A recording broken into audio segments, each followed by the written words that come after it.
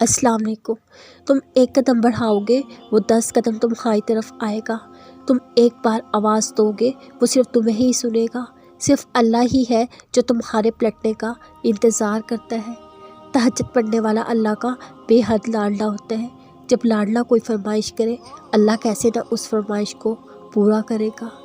तहज्जुद के सजदे बड़े अनमोल होते हैं, उनमें सब कुछ मनवा लेने की ताकत होती है, तभी तो इबादत सबको नसीब नहीं होती।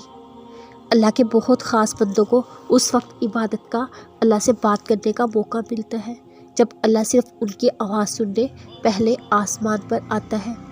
जब हम दुआएं लगातार करते रहते हैं, वही दुआएं एक ना एक दिन सुलझ के कुन की डोरी से जा मिलती है।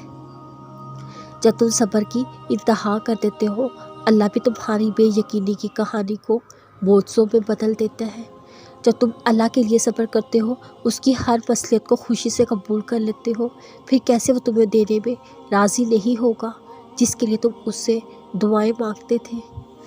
जब हम अल्लाह की यकीन की लाज रखते हैं, वो भी हमारी यकीन की लाज हमारी दुआ की कबूलियत के ज़रिए रखता है।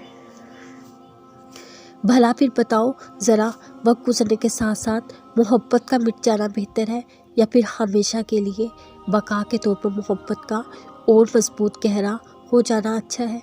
इंसानी मोहब्बतें वक्त के साथ साथ मध्यम फीकी पड़ना शुरू हो जाती है। दिल में वो शिद्दत और चाह नहीं रहती।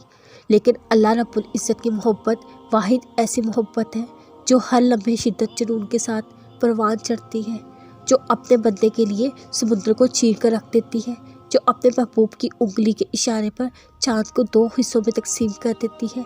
बेशक ये मोहब्बत ही तुम्हें तुम्हारी मोहब्बत और चाहत तक ले जाएगी।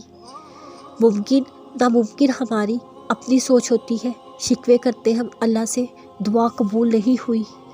पता भी है दुआ तो वो है जो उस चीज़ को भी तुम्हारे पास ले आती है जिस चीज़ का मिलना मुश्किल लगता है। दुआ के ज़रिए अल्लाह को मनाना तुम्हारा काम है। वो पल में कुन कह के कहानी बदल सकता है, लेकिन उसने हमें दुआ का हक दिया है।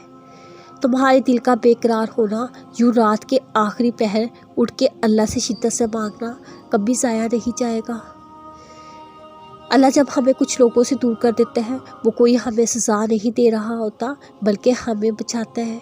कुछ दरवाजे, कुछ रास्ते हमारे लिए ठीक नहीं होते, मगर हम समझते हैं अल्लाह ने अच्छा नहीं किया। लेकिन कुछ वक्त के बाद जब हमें समझ आने लगती है, तब हम अल्लाह का शुक्र अदा करते हैं कि उसने हमें बचा लिया सही वक्त पर। इसलिए कहते हैं अल्लाह जो भी करता है बेहतर नहीं बेहतरीन करता है।